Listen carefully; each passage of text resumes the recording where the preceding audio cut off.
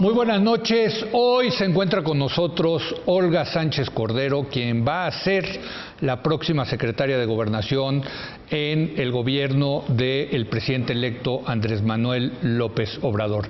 Y me da un enorme gusto tenerlo aquí, ministra. La última vez que vino acá hablamos de cine. ¿Te acuerdas? Sí, cómo no, pero qué gusto. Y le voy a decir por qué me da sobre todo mucho gusto. Porque usted va a ser la primera secretaria de Gobernación de la historia de México. Eso es un gran dato, ministra. Es correcto. Así me lo hizo saber el presidente electo cuando, siendo el candidato, me invita a participar con él en su gabinete y concretamente en la Secretaría de Gobernación, que te puedo decir que para mí fue una gratísima sorpresa y un gran honor. No, bueno, desde luego, es que si uno va aquí al Palacio de Cobián y ve las fotos, puros hombres. ¡Puros hombres! Exacto, ya, porque yo ya fui varias veces y en la última vez con Alfonso Navarrete, que acabo de estar con él hace una semana, y precisamente yo, eso exactamente le decía, oye, aquí no hay una sola foto de una mujer. O sea, bueno, ¿cómo? Déjeme decirle en donde tampoco hay, es una pena, y es en Palacio Nacional. Ah, bueno, también. No, pero ya espero que pronto, ¿no? Se corrija esa falta que tenemos los mexicanos de ser uno de los pocos países en el mundo que no ha tenido una mujer presidente. Es cierto, Estados Unidos tampoco, ¿no? No, Estados Unidos tampoco, también, lo cual habla muy mal. Se quedaron así. Se quedaron chiquitos, un paso. ¿no? Un pasito. Ministra, déjeme comenzar preguntándole, ¿cómo es que llegó usted al proyecto de Andrés Manuel López Obrador? Porque yo me quedé en que ya era ministra retirada, en fin, y de repente veo que regresa usted a la política, ministra. Mira, yo tengo 20 años siguiéndolo y 20 años votando por él. Tuve en la Corte el tema de su desafuero. Me pareció un despropósito el desafuero.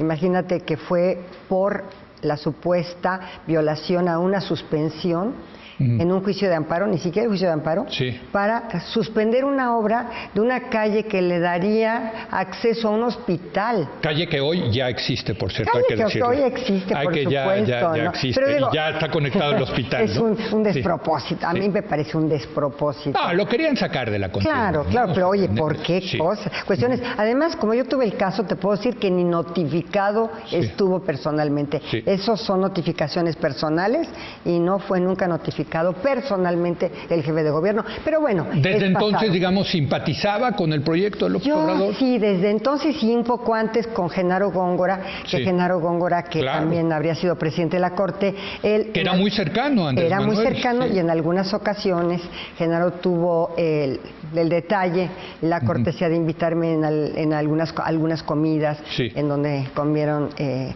comió con Andrés Manuel y yo comí con ellos. Y hubo un reencuentro, digamos, un día le llamó López Obrador y le dijo, venga, ¿no nos puede contar la historia? No, mira, después de ser constituyente, que por cierto, la Corte está revisando en estos días la constitucionalidad y parece que ahí la llevamos Estamos bien. hablando para la gente que se está revisando la Constitución de la Ciudad de México. La constitucionalidad donde de la ministra Olga Sánchez Cordero fue constituyente. Así es. Entonces yo estoy muy pendiente de la declaratoria de validez o de invalidez y parece que ahí la llevamos bien, bastante bien en la resolución de la Corte. El proyecto lo tiene el ministro Lainez. Pero ya se está discutiendo. Y además hay artículos que han salido por la validez, 11 votos y algunos 10 votos, pero realmente ha habido mayorías significativas en la validez de muchos de los artículos, lo cual me da una gran tranquilidad, porque ahí estuvimos en la constituyente. Con gente muy valiosa, nuestra amiga Ana Laura Magaloni. ¿no? Entre otras. Sí, así es. Ella estaba también designada por el jefe de gobierno, igual que yo, como Porfirio Muñoz Ledo, Alejandro Encinas, que ahora nos va a acompañar en la subsecretaría. Va a ser subsecretario, de Derechos Humanos. Ahora, dígame una cosa, ministra, va a ser secretaria de Gobernación a partir del 1 de diciembre.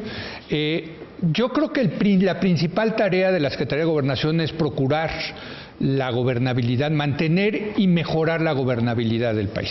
Mi primera pregunta es, ¿qué riesgos de gobernabilidad ve ahorita usted en el país? Bueno, el más importante, la violencia. La violencia y el tema de que las policías municipales en muchas ocasiones, hasta donde yo tengo conocimiento, están un tanto involucradas también con el crimen, con y además ellas mismas provocan la violencia. Sí. Fíjate que cuando el Estado, a nivel de cualquier agente del Estado, incluyendo a una policía municipal, interviene en alguna desaparición o en algún asesinato o un homicidio, esa se llama ya, como es un agente del Estado, ya es una ejecución extrajudicial. Correcto. O ya es una desaparición forzada, porque tiene la presencia de un agente del Estado. Sí. Y yo creo que esta es una de las situaciones más difíciles en este momento para la gobernabilidad, concretamente la violencia. La violencia. La violencia, sin duda alguna, y la seguridad pública. Ahora, eso va a pasar a manos de la Secretaría de Seguridad Pública.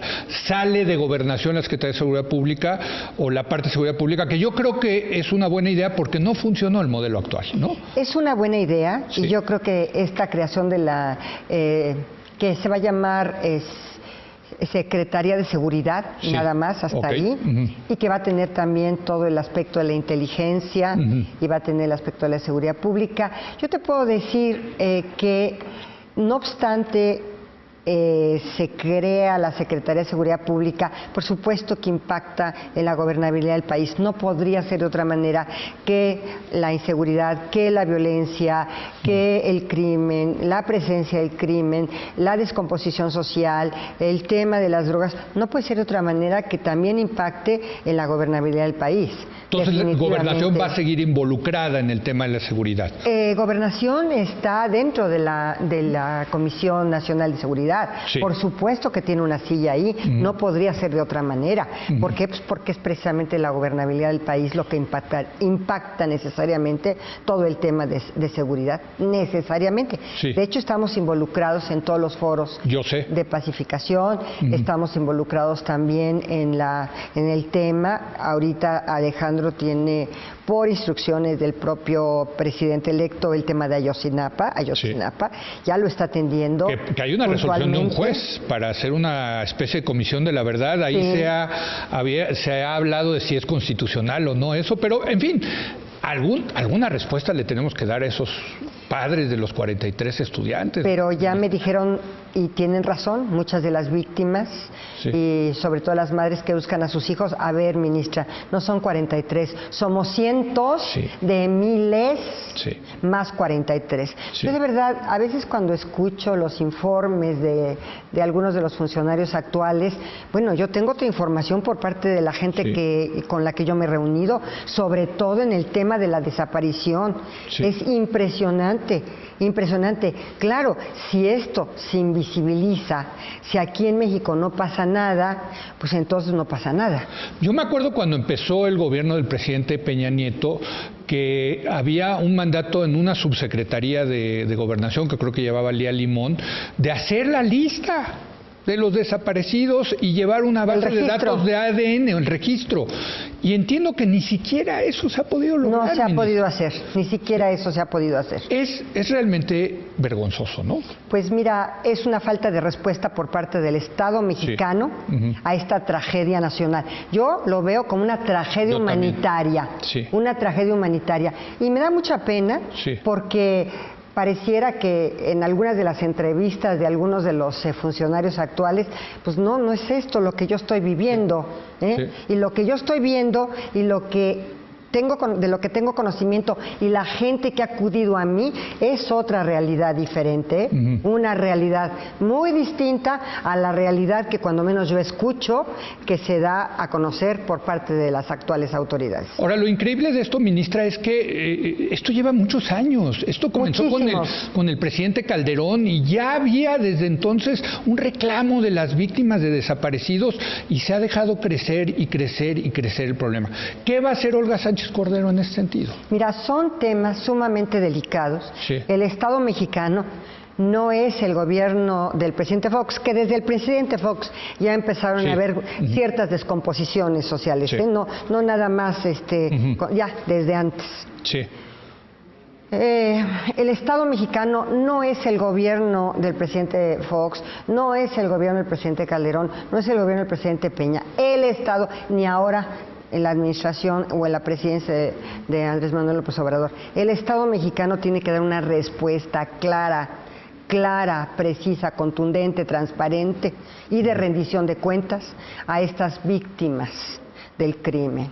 Y no solamente del crimen, pero el Estado mexicano necesita un responsable a quien irle a tocar y decirle, usted es el responsable. ¿Esa va a ser Olga Sánchez Cordero? La respuesta que les vamos a dar es no solamente acompañamiento, vamos a tratar de fortalecer lo más que se pueda ahora la comisión de búsqueda.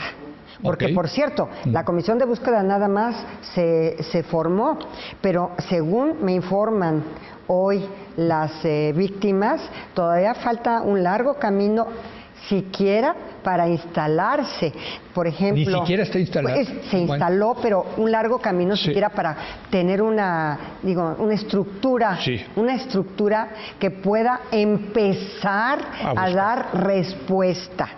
Hoy en la tarde, a las 2 de la tarde, a la 1 de la tarde, estuve con varios colectivos y ellos me informaban que no había reglamento, que el reglamento que hicieron no les satisfizo, que no había protocolos, que no había líneas de investigación, que todavía faltaba muchísimo, muchísimo por hacer. Ahora, eso se va a quedar en Gobernación. La parte de búsqueda y de víctimas se queda en Gobernación. Derechos humanos se queda en Gobernación.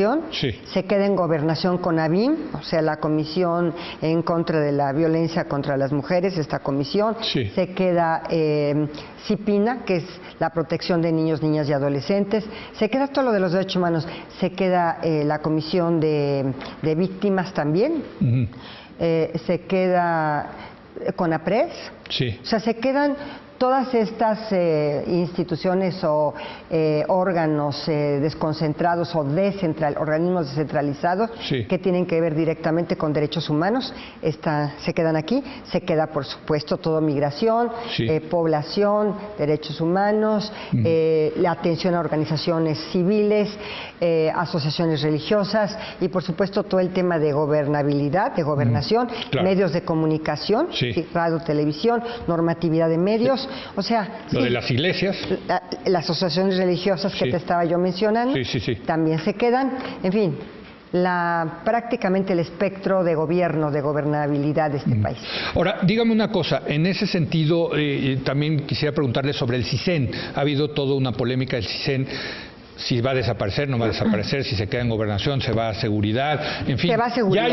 ¿Ya hay una resolución? ¿Sí? Se va a Seguridad, a la Secretaría de Seguridad Pública como órgano descentralizado, desconcentrado. No tengo ahorita el dato de la naturaleza jurídica, pero sí te puedo decir varias cosas. Yo recuerdo que en algún momento, creo que fue con Fernando Gutiérrez Barrios, cuando ya no dependía directamente de la Secretaría de Gobernación, sino que se conformó como un órgano descentralizado, sí, de la Secretaría de Gobernación. Pero le respondía más a Presidencia en la época de Salinas. Exactamente.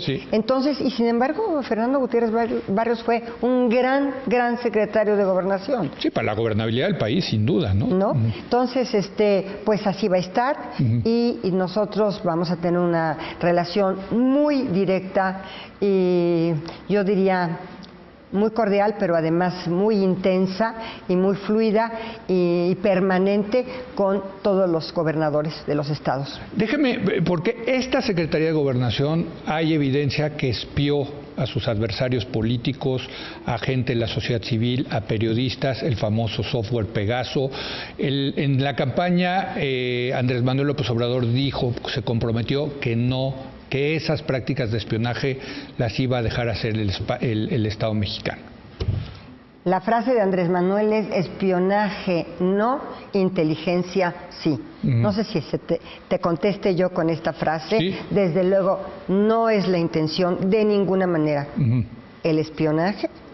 La intención es la inteligencia para poder primero también combatir el crimen organizado o no, porque el crimen organizado es transnacional. Sí, claro. Y ayer lo dije yo en el tema, en la plática que di en Banorte, que yo creo que habrá que hacer una especie de conferencia regional, porque el crimen organizado traspasa fronteras. No, sin duda, ¿no? Sin duda. Y esos sí son enemigos del Estado. Esos sí son enemigos del Estado. O sea, espiar a periodistas o a gente de la sociedad civil es tener una visión equivocada del Estado mexicano. Exactamente. Sí. Tenemos que tener esa inteligencia para combatir a los enemigos del Estado, y tú lo acabas de decir, uno de los enemigos del Estado es el crimen organizado, o el crimen en general también, porque puede no ser necesariamente un crimen organizado. Entonces, por una parte eso, y por otra parte también la inteligencia para la seguridad nacional, la inteligencia de los grupos que pueden surgir de alguna manera dentro del territorio nacional, grupos a veces que pudieran infiltrarse como de terrorismo, grupos, o sea, realmente sí se requiere un sistema de inteligencia muy estructurado, pero sobre todo al servicio del Estado como una herramienta para la seguridad nacional y para la seguridad pública. ¿Y ese órgano, esa parte de inteligencia del Estado mexicano va a estar en seguridad o en gobernación? Va a estar en seguridad, pero desde luego toda la información... Se van a compartir. Se va a compartir la información, sobre todo la información más sensible, porque las herramientas para la gobernabilidad tienen que ver también con un sistema de inteligencia, y obviamente ese sistema de inteligencia tendrá que darnos cuenta permanentemente de las cuestiones más sensibles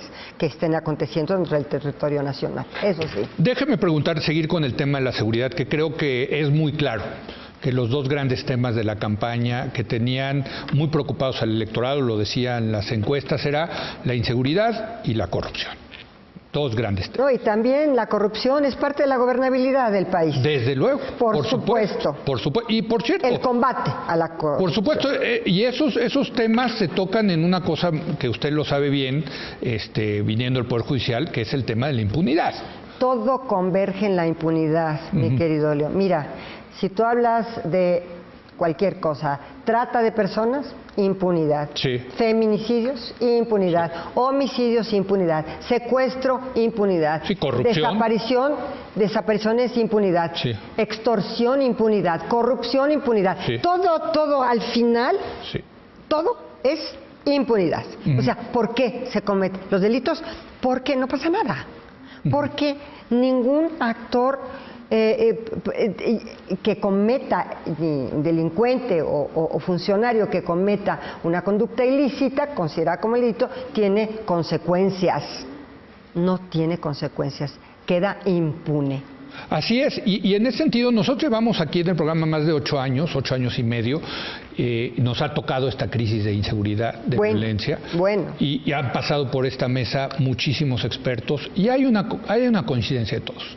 No se va a resolver este problema mientras no haya mejores instituciones que combatan la inseguridad para que no haya impunidad. Policías, fiscales, jueces y cárceles. Se necesitan esas instituciones. Mira, el tema es, yo ya lo he dicho en varios foros y lo repito aquí con tu auditorio, y muchas gracias por la pregunta. Creo que si bien estuvo implementado el sistema penal acusatorio, lo cierto es que todavía faltó la parte de procuración de justicia, de fiscalías. Entonces, independientemente de que hablan de un fiscal carnal y que el fiscal autónomo, independiente, etcétera. Si la estructura de esa procuraduría, de esa fiscalía ahora, está podrida, la estructura, pues un fiscal autónomo impecable, con toda la buena intención, si no se reestructura de raíz esa institución, por más fiscal independiente que tengas, no tiene la estructura para poder realmente actuar. Entonces hay coincidencia en lo que dicen los colectivos de la fiscalía, una fiscalía que sirva, que es una ley orgánica. O sea, lo que ellos dicen es, si tú trasvasas la procuraduría de la fiscalía, no va a funcionar. No va a funcionar, pero ya estamos en la ley, estamos trabajando en la ley, llevamos horas y horas trabajando en la ley también. Sí, la ley orgánica de la nueva Fiscalía. Sí, claro. Okay. Porque acuérdate de algo. Primero estaba pendiente la reforma constitucional. Sí. Ya está la declaratoria por parte de, inclusive fue en estos días. Sí, ya pasaron los 17 estados. Ya pasaron, ya hubo la declaratoria. Sí. Ahora, lo que detona el procedimiento para el nombramiento del fiscal general es precisamente que ya la ley orgánica de la Fiscalía General sea aprobada. Entonces, se tiene que presentar la iniciativa. Dentro de 10 días ya se conforma el nuevo Congreso Federal. Entonces, es una buena oportunidad para de inmediato presentar la iniciativa de la ley orgánica, que realmente hemos tomado mucho de las diversas iniciativas, incluso de la propia iniciativa del presidente Peña Nieto, pero sí hemos trabajado en algunas cuestiones finas y matices y reestructurándola, en fin. Y la vamos a presentar los primeros días de septiembre para que podamos detonar el proceso de nombramiento del fiscal. Pero a mí me gusta mucho lo que dice usted, de que tienen muy claro que ahí está uno de los, digamos, de los factores clave de éxito en el tema de la inseguridad, que es una fiscalía que sirva. Por cierto, esto es a nivel federal, pero la mayoría de los delitos son del fuero común, son locales. Te digo algo que sí es bien importante y también para tu auditorio. Sí, efectivamente también habrá que trabajar mucho en colaboración por el respeto a la soberanía de los diversos estados, que no podría ser de otra manera, en colaboración y en coordinación con las entidades federativas en el tema de sus propias fiscalías. Porque lo que te decía yo, se implementó el sistema penal acusatorio, pero faltó la parte de las fiscalías a nivel local y también, por supuesto, a nivel federal, pero a nivel local es importantísimo, porque gran parte de estos delitos se comete, obviamente, en las competencias del fuero local. Aunque, ayer lo decía yo en Banorte, el sistema competencial a veces no es tan claro y entonces la federación o los estados tienen ahí un tema en donde dicen, no, es que esto no es un delito local, es un delito federal. Y te pongo un ejemplo clarísimo. Algunos de los lamentables homicidios de periodistas, dice algunos de las entidades federativas, pues sí es un homicidio, pero es libertad de expresión. Y como es libertad de expresión y se atentó contra la libertad de expresión, pues este homicidio es de la Fiscalía General por el tema de la libertad de expresión. A ver, pero mientras, oye, hazte cargo de las evidencias, de la cadena custodia, de conservar la escena del crimen, de tener los elementos de prueba que ahí están. Ah, no, pues es la federación. Bueno, a ver, de aquí a que llegue la federación o la federación intervenga o se decide si es la federación o si es las entidades federativas, pues ahí está el homicidio, ¿no? O cuando tú llegas, por ejemplo, un cargamento de droga al aeropuerto de la Ciudad de México. Y entonces, bueno, ahí está la PGR, pero también está aduanas, pero también está el ejército. Entonces, bueno, ¿y la competencia? Entonces, el sistema de competencias para ser responsables a las autoridades, de acuerdo a las atribuciones y competencias que tengan, es un tema enorme en este país. Y te lo digo porque en los 21 años que estuve como ministra... Pues sí, tuvo que resolver cuántos casos de eso. Las controversias constitucionales, la mayor parte de controversias constitucionales eran conflictos competenciales. ¿Qué me toca a mi municipio? ¿Qué te toca a ti, gobierno del estado? ¿Qué te toca a ti, gobierno federal? ¿Qué te toca a ti, municipio? O sea, y muchas veces decían, no, a mí no me toca. Y entonces la controversia era para decir, no, a mí esto no me toca. Y mientras el ciudadano queda ahí en medio, indefenso, que no tiene estado. No hay un estado, ¿no? Porque no hay una respuesta del estado. Entonces, el sistema de competencias en nuestro país es el gran tema, el gran Pero pues ahí habría que revisar desde la Constitución. Muchas de las controversias que se resolvieron, la Corte ya estableció criterios muy definidos. A veces las demandantes o las actoras en una controversia constitucional, la parte actora lo que dice es, yo quiero esta competencia. Normalmente esta es mi competencia. Pero hay ocasiones, o hubo ocasiones que yo resolví, en donde sí decían, esta no es competencia. Esta no es mi competencia. Entonces, en realidad, este tema es uno de los grandes temas para dar una respuesta a la ciudadanía puntual en cualquier tema. Bueno, déjeme, una de las cosas que también yo he dicho que me gusta del gobierno electo es esta cuestión de ya no ver el tema de inseguridad como un tema de guerra, sino como hay que pacificar. Y le voy a decir por qué. Aparte digamos, del tema retórico, de hablar de paz en lugar de guerra, creo que eso abre la posibilidad de encontrar nuevas soluciones, ¿no? Más allá de lo que se ha probado en estos últimos años, ¿no? Estos procesos, ¿de qué estamos pensando o qué está pensando el nuevo gobierno en términos de pacificar al país? Mira, tiene el presidente electo una clara política de pacificación. Te puedo decir que básicamente está pensando en varias líneas o en varias políticas. Una de ellas, que me parece la más importante, es esta descomposición del tejido social, es la recomposición, si tú quieres, del tejido social, la atención a jóvenes, la atención a niños, la atención a ancianos, la atención a madres.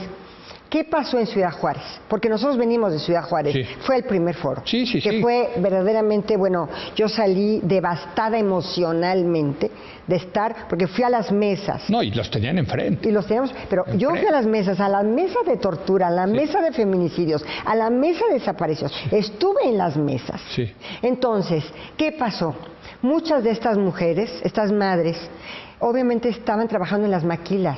Y como todo es precisamente por maquila, por lo que tú puedas producir, pues tú a veces trabajaban 8 o 10 horas. Y dejan a los chavos ahí sueltos. Estos chavos estaban sueltos, no tenían rumbo, estaban en la calle, no iban a la escuela, eran muy vulnerables para ser cooptados por el crimen. Pero déjeme decirle, eso yo lo escuché igualito con Calderón, igualito con Peña. No, pero aquí hay tejido social, hay una descomposición. A ver. Y luego no hacen nada. A ver, aquí sí. Ministra. Aquí sí.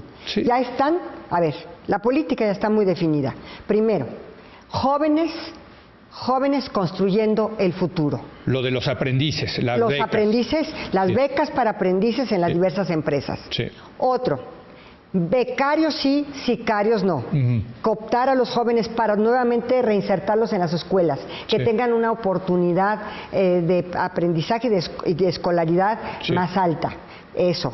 El tema de las madres solteras también, de los adultos mayores. ¿Cuántos adultos mayores tienen pensión en este país porque fueron del sector informal, porque no tienen seguros, porque no tienen ICE, porque no tienen ningún tipo de pensión? Entonces, esto es otro de los grandes temas. Imagínate a los abuelos ahora que tienen una parte importante. Yo soy abuela. Y viven más. La gente, afortunadamente...